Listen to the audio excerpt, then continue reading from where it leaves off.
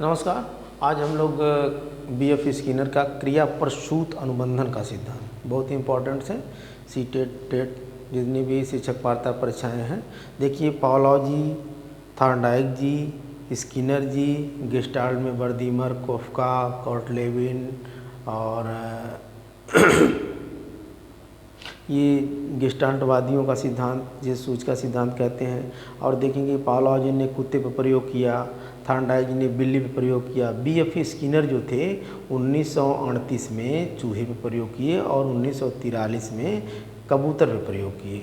और क्रिया प्रसूत का इसे जो है आरएस थ्योरी यानी कि रिस्पांस स्टिमुलस थ्योरी, इन्होंने कहा कि पहले क्रिया होती है उसके बाद जो है उद्दीपक होता है। तो इन्होंने पहला प्रयोग जो है कब किया? प्रथम प्रयोग 1938 में किया चूहे पे, दूसरा प्रयोग 1943 में कबूतर पे किया। अब देख लेते हैं भैया कि ये जो है प्रयोग ये कहाँ के रहने वाले मनोवैज्ञानिक थे? अमेरिकन मनोवैज्ञानिक थे। अमेरिकन मनोवैज्ञानिक थॉर्नडाइक भी थे।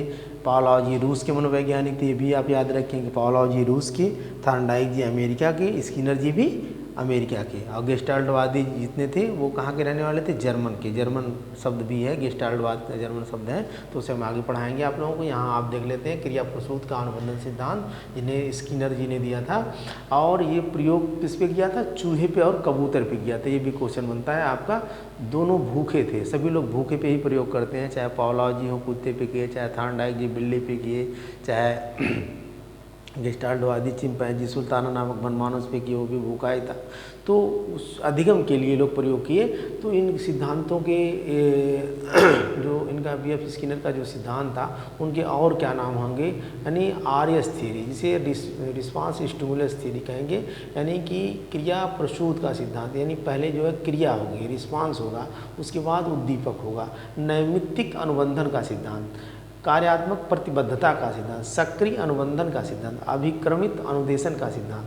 अभिक्रमित अनुदेशन को जो है 3 लोगों ने अलग अलग खोजा है। रेखीय अभिक्रमित अनुदेशन का प्रयोग चूहे पे स्किनर ने किया, और साखी अभिक्रमित अनुदेशन का नॉर्मन क्राउडर ने 1960 में किया।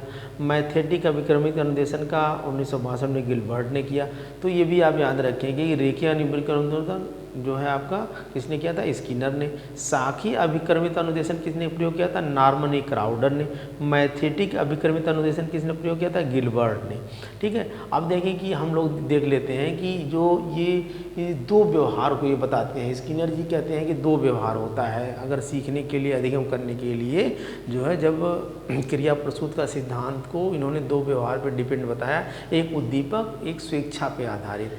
तो एक प्रतिक्रियात्मक व्यवहार होता है, एक क्रिया प्रसूत का व्यवहार होता है। प्रतिक्रियात्मक व्यवहार क्या होता है? उत्तेजक या उद्दीपक पे आधारित होता है। इन्होंने कहा कि जो कोई भी क्रिया होती है सीखने के लिए, पहले अनुक्रिया होती है, अनुक्रिया होने के बाद जो है उद्दीपक सामने आता है। जैसे कि किसी के पिन चुभ हो जाए तो तुरंत जो है पिन अपने हाथ को पीछे खींच लेता है, या लाइट उसके आँख पे जलाई जाए तेज प्रकाश की, तो आँख अपने आप को वो बंद कर लेता है। तो इस तरीके से जो है ये प्रतिक्रियात्मक व्यवहार। दूसरा क्रिया प्रसूत का व्यवहार, उन्होंने कहा क्रिया प्रसूत का व्यवहार ये व्यवहार होता है कि स्वेच्छा पे आधारित होता है। हमारा मोबाइल बज रहा है, हमारी इच्छा कर रही है कि हम मोबाइल को उठाएं या ना उठाएं। हमारी इच्छा है, लोग मार्केट जा रहे हैं, हमारी इच्छा है मार्केट जाएं या ना जाएं। तो बच्चे की इच्छा है स्कूल जाना है, जाए या ना जाए, मतलब कि पढ़ना है, पढ़ने की इच्छा है, पढ़े या ना पढ़े। तो जो स्वेच्छा पे, क्रिया प्रसूत का व्यवहार स्वेच्छा पे आधारित होता है। तो इसे देखें कि भी प्रयोग इन्होंने 1938 में जो चूहे पे किया था, वो क्या किया कि चूहा जो था भूखा था और चूहे को किसी पिंजरे में बंद कर दिया, और ये पिंजरा है, पिंजरे में बंद कर दिया। सपोज कर लीजिए कि यहाँ थोड़ा थोड़ा जो है हवा जाने लायक हो जाएगी, क्योंकि पिंजरा निकल नहीं पाता। मान लीजिए ऐसे ऐसे थोड़ा सा काट देते हैं हम लोग, ऐसे ऐसे, है ना, ये मान लीजिए ऐसे ऐसे, यानी इधर से नहीं, इधर से बंद ही कर देंगे, क्योंकि इधर से तो ये है, यहाँ से थोड़ा थोड़ा जैसे पिंजरा समझ लेंगे इसको आप। पिंजरा है, ये पिंजरा है, और इस तरीके से इसमें भी ऐसे ऐसे, ये बस समझाने के लिए है आपको, और तो आप समझ ही जाएंगे। इसमें कोई बहुत वो नहीं है कि भाई कबूतर इस टाइप की थी, भूखी थी और चूहा भी भूखा था।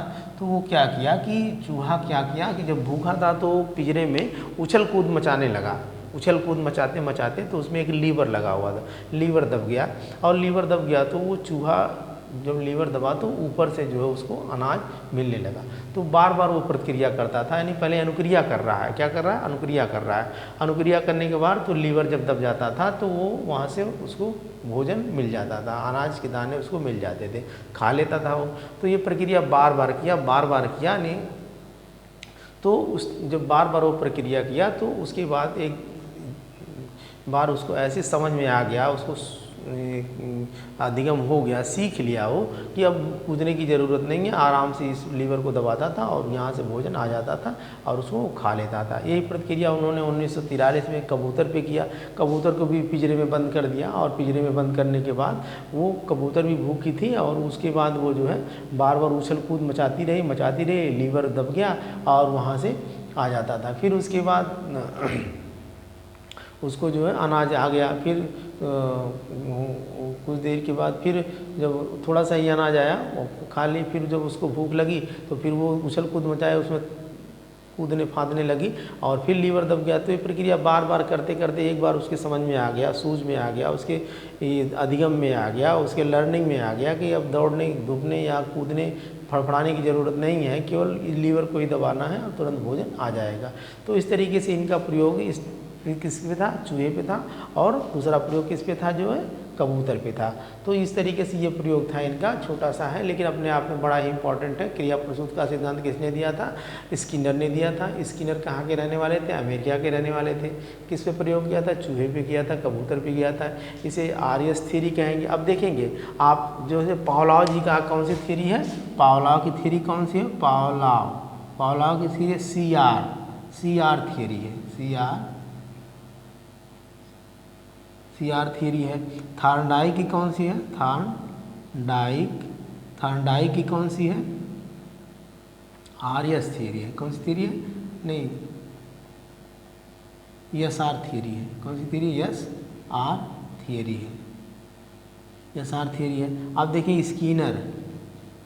स्किनर की कौन सी थ्योरी है, आर्यस थ्योरी है, आर्यस थ्योरी। इसे आप याद रखेंगे। CR मतलब कंडीशन रिस्पांस थियरी ना, अनुकूलित अनुक्रिया का सिद्धांत। SR स्टिमुलस रिस्पांस थियरी यानी उद्दीपक अनुक्रिया का सिद्धांत, और RS यानी रिस्पांस स्टिमुलस थियरी, अनुक्रिया जो है अनुक्रिया उद्दीपक कह लें या अनुक्रिया क्रिया प्रसूत का सिद्धांत इसको। यानी स्किनर जो है RS थ्योरी दी है। कौन सी थ्योरी दी थी, RS थ्योरी दी। ये आप याद रखेंगे। यहाँ भी ये कंफ्यूज हो जाता है कभी कभी कि पावलोव जी CR थ्योरी, थॉर्नडाइक जी SR थ्योरी, स्किनर जी RS थ्योरी।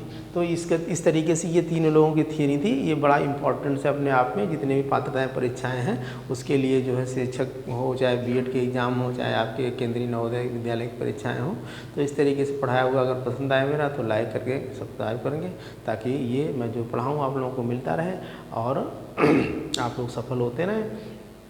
धन्यवाद।